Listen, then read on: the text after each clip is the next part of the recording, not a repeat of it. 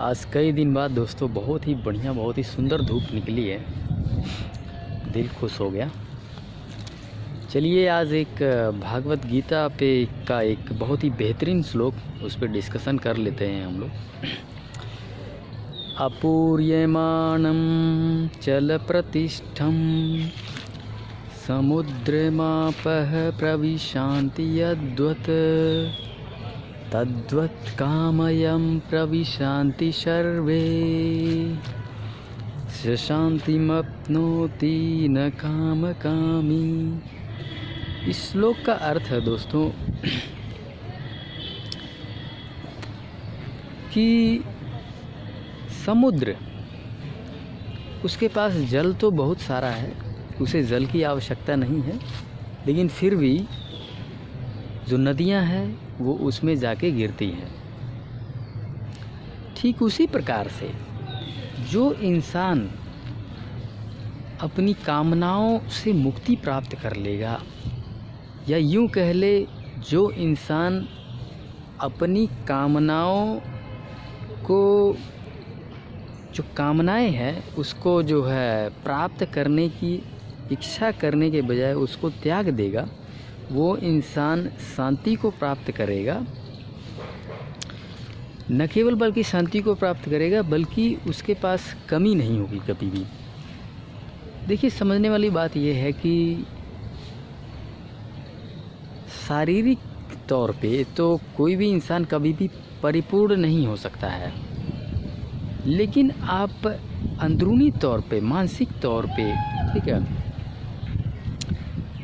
परिपूर्ण कहीं भी हो सकते हैं, कभी भी हो सकते हैं। मतलब आप संतुष्ट जो है इसी क्षण हो सकते हैं, अभी हो सकते हैं। किस तौर पे? आंतरिक रूप से। लेकिन जो शारीरिक रूप से कभी भी परिपूर्णता हासिल नहीं किया जा सकता है। आप जितना मर्जी अमीर बन जाएं, ठीक है, जितने मर्जी पैसे कमा लें, जितना मर्जी धन दौलत इकट्ठा कर ले, प्रतिष्ठा इकट्ठा कर लें, पोजीशन इकट्ठा कर ले, मगर आप कभी भी परिपूर्ण नहीं हो सकते, क्योंकि इच्छाएं बनी रहती हैं। मतलब एक इच्छा की पूर्ति करने के बाद दूसरी जो इच्छाएं हैं वो बनी रहती है। देखिए, इसमें समझने वाली बात ये है, इच्छाएं और ज़रूरत और जिम्मेदारियां, ठीक है, इनमें फ़र्क होता है। ठीक है, जो इच्छाएं हैं, जो कामनाएं हैं, और जो हमारी जिम्मेदारियां हैं, इन दोनों में फ़र्क होता है। यहाँ पे इच्छाओं को त्यागने की बात हो रही है। मैं यहाँ इच्छाएं त्यागने की बात कर रहा हूँ, इच्छाओं को परिपूर्ण नहीं करने की बात कर रहा हूँ, जबकि कर्म को त्यागने की बात नहीं कर रहा हूँ।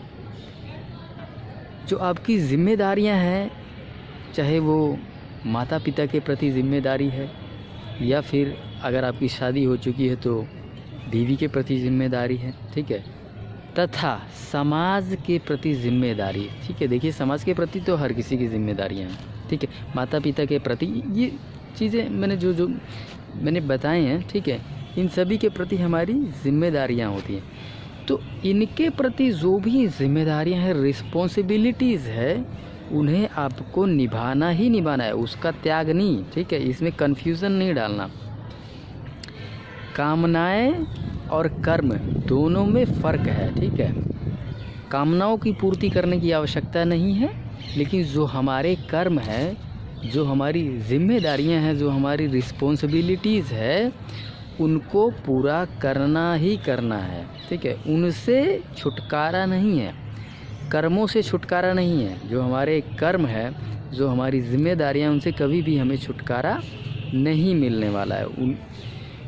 उसको करना ही हमारा स्वधर्म है। ठीक है, हमारी जिम्मेदारियों को निभाना, जो भी हमारी रिस्पॉन्सिबिलिटीज़ है, उनको निभाना ही हमारा स्वधर्म है। ठीक है, चाहे वो समाज के प्रति है, माता पिता के प्रति है, बीवी बच्चों के प्रति है। तो दोस्तों, ये है इसका श्लोक। देखिए, जो इंसान संतुष्ट रहता है, उस इंसान के पास और भी चीज़ें आती रहती हैं। ठीक है, लोग और देते हैं। इस समाज में ही देख लीजिए कि जिसके पास बहुत ज़्यादा धन है, जिसके पास बहुत सारी चीज़ें हैं, तो लोग उसे और देते रहते हैं। ठीक है, दावत पे भी किसको बुलाते हैं? जिसका पेट भरा रहता है उसको बुलाया जाता है दावत पे। कभी भी भूखे प्यासे उनको नहीं बुलाया जाता है। तो इस तरह से खैर ये जो उदाहरण मैंने दिया ये बाहरी तौर पे उदाहरण है, लेकिन बात यहाँ पे जो संतुष्टि की बात हो रही है, जो सेटिस्फेक्शन की बात हो रही है, वो आंतरिक तौर की बात हो रही है। ठीक है, आंतरिक तौर पे आप सेटिस्फाइड कभी भी हो सकते हैं, कहीं भी हो सकते हैं। ठीक है, आप इसी क्षण हो सकते हैं। ठीक है, लेकिन बाहरी तौर पे आप जीवन भर करते रहें, कोशिश करते रहें, लेकिन फिर भी कभी भी आप जीवन में अपनी कामनाओं की पूर्ति नहीं कर पाएंगे, क्योंकि एक कामना की जब पूर्ति हो जाती है तो दूसरी कामना अपने आप स्वतः जो है उठ जाती है। एक और उदाहरण देता हूँ।